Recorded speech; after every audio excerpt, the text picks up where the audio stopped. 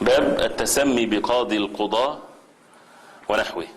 To be named قاضي القضاة, judge of judges, and the like. And this is something, of course, that would negate the perfection in the tawheed, not in the worship of Allah subhanahu wa ta'ala, not in the oneness of worship of Allah subhanahu wa ta'ala, in the oneness of lordship of Allah subhanahu wa ta'ala. When people would say that the qadi, the judge or the leader or whatever there is, people would exalt him in such a way that it's only for Allah subhanahu wa ta'ala such an exaltation and praise, because these judges are nothing but creation of Allah subhanahu wa ta'ala. So even forbidding us from having this extreme praise of others. Mentioned the hadith في الصحيح عن أبي هريرة رضي الله عنه عن النبي صلى الله عليه وسلم قال إن أخنع اسم عند الله رجل تسمى ملك الأملاك لا مالك إلا الله. The hadith of Abu Hurairah رضي الله عنه, that the Prophet صلى الله عليه وسلم said the most perfidious or awful or meanest name to Allah is that of a man calling himself Malik al-Amlak, which means the king of kings. In fact, there is no king but Allah. Quoted by Bukhari. A person can be a king, yes, with regarding to, again, human beings to one another. But the real essence of ownership and kingdom and so on, Allah subhanahu wa ta'ala is the owner of all things, and He is the king of all subhanahu wa ta'ala. Right? In the real meaning of it. So what is worse is when a person would say that he's the king of kings. That means what? What is left for Allah subhanahu wa ta'ala?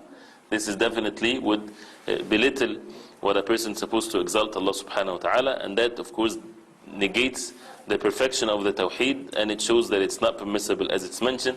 And we would see even in this the perfection of the deen of al-Islam that cut all the leads for anything that would undermine the tawheed in the present and in the future, because this is the last revelation from Allah subhanahu wa ta'ala. Anything that might lead people to have their hearts depend on other than Allah subhanahu wa ta'ala, you would find it not permissible, you would find it worse even than major sins. And this is the perfection of the deen of al-Islam, and one of which, even for someone to say that, even if he means or people mean with regarding to people to one another, still it's not permissible to say that.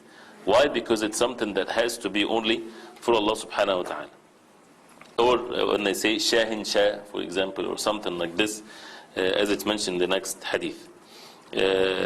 Which says here, Sufyan said, another example is the title of Shahin Shah. In another version, أغيض رجل على الله يوم القيامة وأخبته, meaning Allah will be most enraged on the day of judgment, and the most wicked will be a man who has given himself the title of King of Kings. And the word أخنع means lowest and meanest, أوضع, right? The lowest person. He praised himself that he elevated himself so high. As a punishment for that person, he will be the lowest and meanest and so on. And that's why those who have arrogance in the day of judgment, as the Prophet ﷺ said, they will be like ants in the day of judgment, people stepping on them. As a result of their actions, the reward or the punishment is given from the same sort of deed that people used to do. They're arrogant and they're trying to elevate themselves, they will be put in the lowest level as a result of their arrogance when it comes to the attributes of Allah subhanahu wa ta'ala and what's for Allah subhanahu wa ta'ala alone.